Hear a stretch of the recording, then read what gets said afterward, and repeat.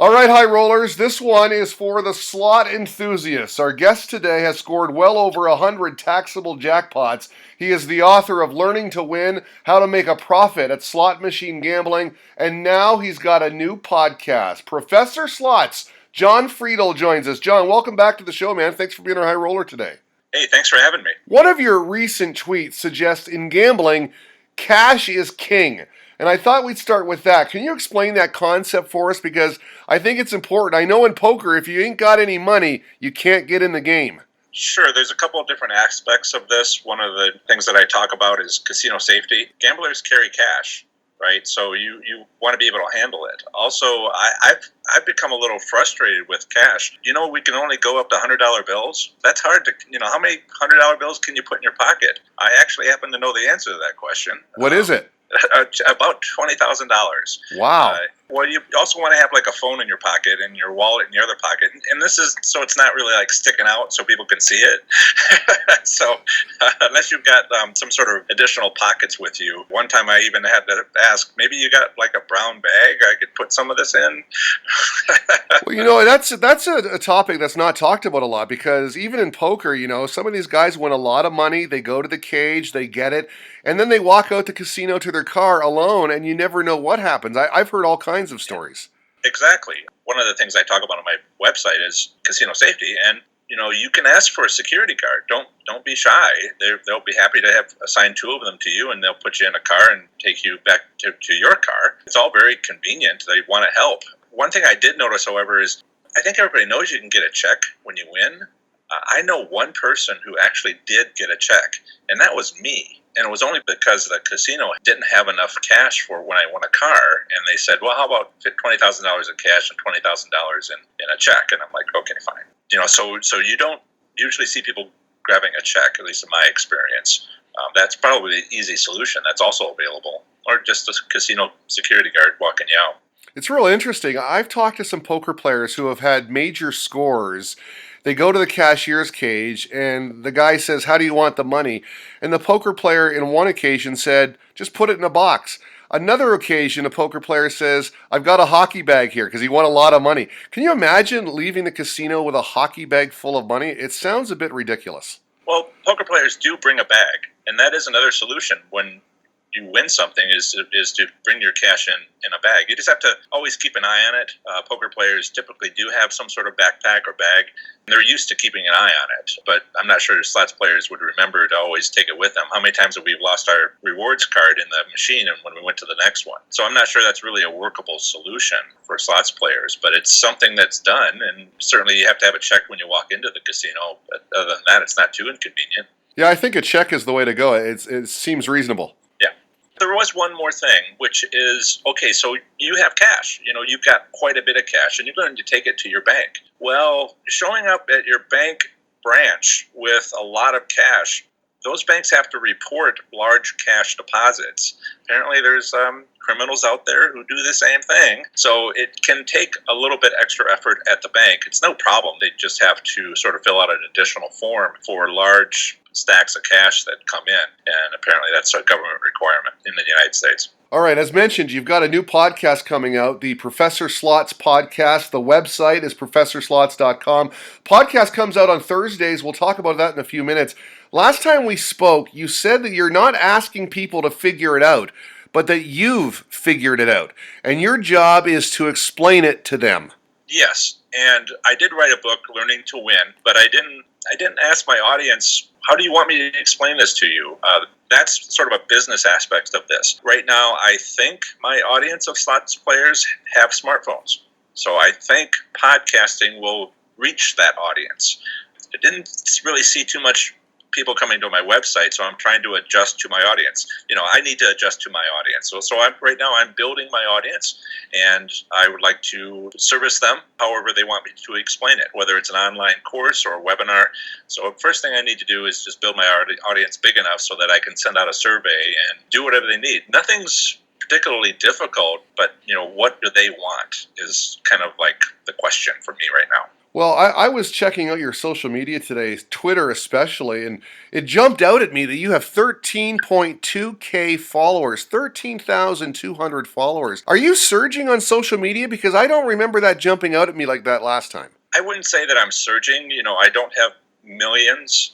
I started this business about a year and a few months ago, October last year, and I spent a month on Twitter. I shouldn't say I spent a month on Twitter. I spent this whole time on Twitter. I spent a month just focusing on Twitter and solving that problem, that we say. Like, I've solved the problem of playing slot machines and winning. I solved that problem, and this is the result of that. I also did the same thing with my Facebook page, 4,000 followers, a little bit less than that. Instagram.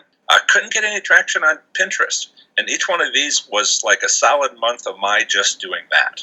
And now I'm just doing the podcast. I feel like 13.2 thousand is a good number for Twitter, and it's growing slowly at this point because I'm not putting a lot of effort into it.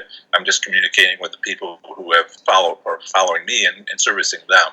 What's a good number? I don't know what a good number is. 2 million? Well, you're dreaming high, buddy. 13,000 followers in just over a year. To me, that's a good number, and I know you're going to continue to go upwards in that regard. Okay, a lot of information on Twitter, again on your website, professorslots.com. You say that it's tough for the average gambler to stay on top of the industry that is always changing when it comes to slot machines. I know you get your geek on in this kind of stuff. I mean, you're always doing your research. That's important, right? Yes, it is. It's tremendous changes. I can point this out to you, I think, relatively easily. How many casinos are there? How many casinos are there near you? How many casinos are around you? It used to be a discussion about, let's all go to Las Vegas, because that's where the casinos are. That's changed, not only since 2008, the last 10 years. And there's been a lot of statewide, at least in the United States, statewide gaming regulations that have adjusted riverboat gambling. It's been in a real development in the last 10 years. And I'm not sure everybody quite follows that, because people are still asking me about Las Vegas. And I'm like, why are you getting on a plane? You've got like a half-hour drive north, south, east, west to wherever you want to gamble. Yeah, there's a casino, it seems, on every corner these days. And one thing I found interesting about our last discussion is that you say a lot of these casinos, let's say an average gambler goes with $100. A lot of these casinos have different win rates, taking that percentage of the 100, right? Right. So, there's several things I talk about assessing casinos near you to picking the one that suits your needs in some of my articles and some of my podcasts. And so why don't you go to the one that doesn't have as much crime, unless you are a big burly man or something, or maybe you go to the one that has the entertainment venue, where they have all the guest stars, country music stars, or you go to the ones that has table games that you want. But the one other way is that if you go to the one with the highest payout percentage, why don't you do that? Why wouldn't you go to the one where the odds are better for you on average, and it's reported to the state by the casino? It's all up and up. It's nobody's talking about this on some forum somewhere. This is the government's reporting. Why don't you go to the better casino that's near you? Absolutely, that makes sense. What about goals in gambling? Do you think a lot of gamblers go into the casino without any idea of what they're going there for? I mean, they want to hit the slot machines, right? They want to put that money in there and hope they win a jackpot when the odds are highly against that. If you had different goals with different dreams with respect to slot machine gambling, you can actually make it happen.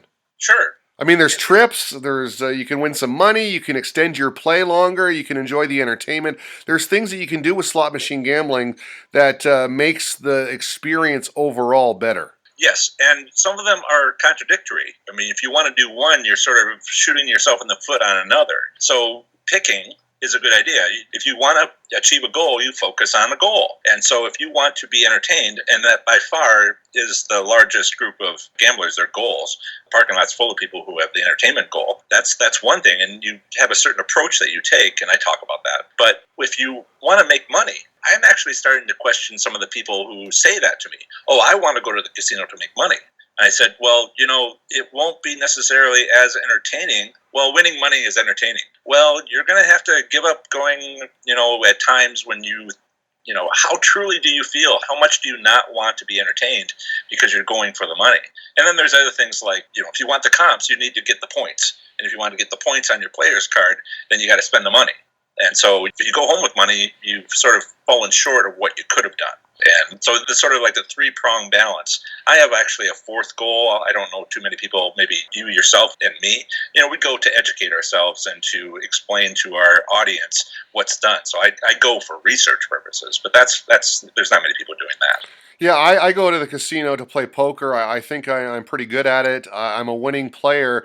But yes, I'm always learning. There are people at the table better than I, and I like to watch those people to try to figure out what they're doing and what I'm not. So yeah, you always got to be learning because the game is always changing. They say if you're the same player in 6 months, you're a worse player. Yes, if you're not improving, you're falling behind. I think that's true as working professionals, where we keep up with the technology and whatever our job is. Yeah, absolutely. You have to move ahead to break even. I'm offering something that I hope will allow slots players to take a new look, and maybe my research into the different states will allow them to understand. Oh, I didn't realize that South Bend, Indiana, has a new casino coming in 2018. That's like, okay, you're in Indiana. Listeners might not be aware that that's going to happen. And there's advantages that take place with the first year that a casino is open, where they're trying to establish a reputation. And, they have a budget that they're basically giving away money to build that first year, which they don't necessarily quite do on the second and third year. So there's a real advantage for the first year a casino's open when it's wanting to compete with all the other ones that have been around for a while. That's just one small example of how do you educate yourself and keeping up with what's going on. New casinos. Well, you talk about the availability of all this information online. It's right at your fingertips. You're doing that research, so you're a great resource. If you're a slot enthusiast, you got to check out ProfessorSlots.com. You can check him out on Twitter at ProfessorSlots. We're going to talk about the podcast in a second. But I know when you go to your website, ProfessorSlots.com, you have this free report available of online resources, right? You're telling people where to go to get great information. Your site's number one, of course, but there are other places, right? There are. Some of the things I'm talking about would be good for poker players because I talk about casino safety and I talk about how to make the most of comps. So it doesn't have to be slots players. I am focused on slots players, but some of this stuff will apply to anybody who goes to a casino. Yeah, so I'm trying to be helpful for slot enthusiasts, as I call them. That's my core audience. And I don't see anybody else just focusing on them. So yeah, I'm trying to. That's part of the reason why I'm able to grow.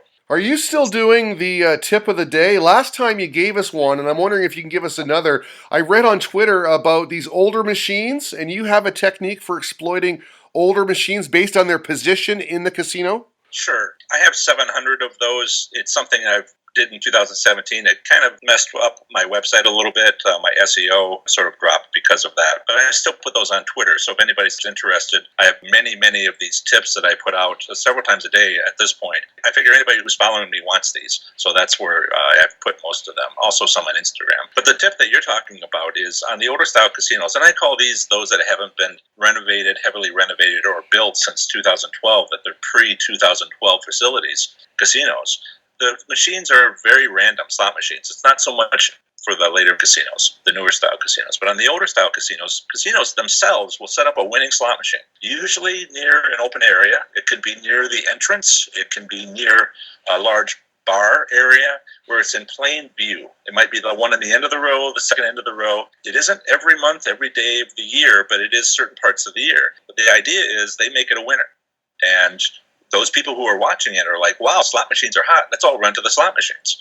And the casino has a budget, and this is what they're spending and what they're getting for it, and they're making a profit from it. So what you should do is look for this. If you're going to be in one of these casinos, look for this obvious slot machine that can be seen from a distance. There's only going to be a handful. You can either do one of two things. You can look for someone playing, and then you're going to have to wait for that person to walk away, which could be a while, because why would they? In fact, if you get that machine, I would suggest bringing your spouse in for a second shift, because those older style casinos, they won't change the odds for 7 to 10 days at most, and you can just keep running and winning for as long as that happens. Now, if no one's playing this machine, you can go find it, but you'll have to spend a little bit of money to do that. Just go around. It'll be really obvious. You put in $10 and you're like, why is this $10 not going away? Why is it increasing? And I could go on for a while, but that's the point that you discussed. Yeah, that's a great tip. I mean, it's good advertising for the casino to sometimes let you in, right? Right. A lot of this stuff is just very logical. I have an MBA, so, Masters of Business Administration, and this is just how businesses make things happen. And it's obvious to me. These are the patterns that I've learned and seen, and I'm just sort of explaining them in an easy manner. I'm a professor at a university or two, and as an adjunct, and I know how to express these concepts. So I'll figure it out, I'll digest it, and I'll present it to my audience for one thing after another that I think they might find valuable and maybe even profitable. Well, speaking of expressing this information, you recently started the Professor Slots podcast. It's weekly, comes out on Thursdays, available pretty much everywhere. Apple Podcasts, Stitcher, Google Play Music, TuneIn, Spotify, most other smart device apps that connect to iTunes. This has got to be an interesting time for you doing the podcast. What type of podcast is it, and are you having fun with it? Mostly it's me talking. You can have a variety of different kind of podcasts, like an interview style. Right now, I've bumped it up to 3 different segments. The first one is to talk about a topic, maybe players clubs, casino safety. I do a little bit of history. I talk about the golden age of slots, which was Prohibition, 1930s.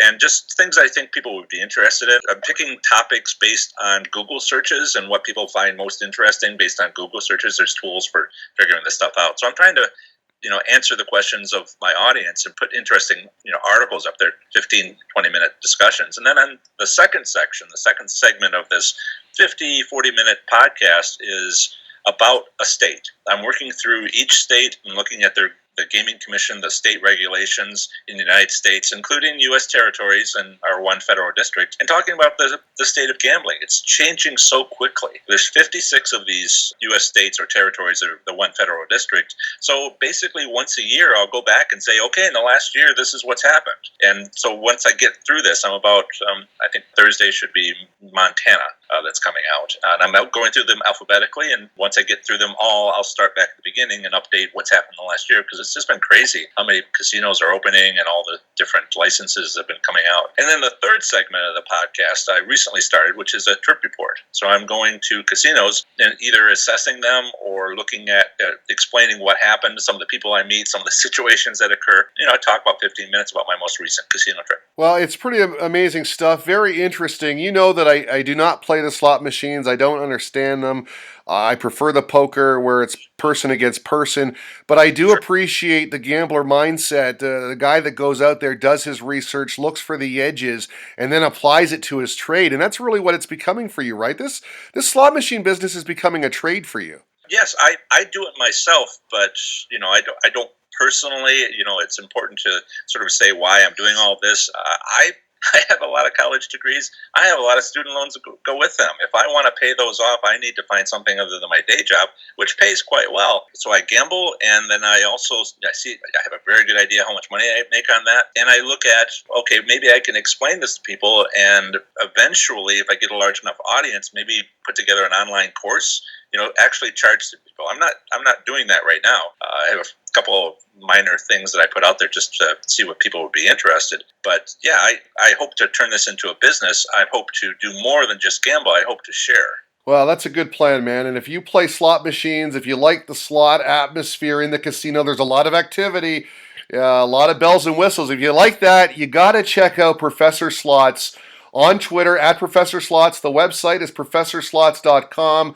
The new podcast comes out pretty much everywhere on Thursdays, and there's a lot of great stuff in there. The podcast is called, of course, Professor Slots. John Friedel, thank you so much, man. Really appreciate it. Thank you very much.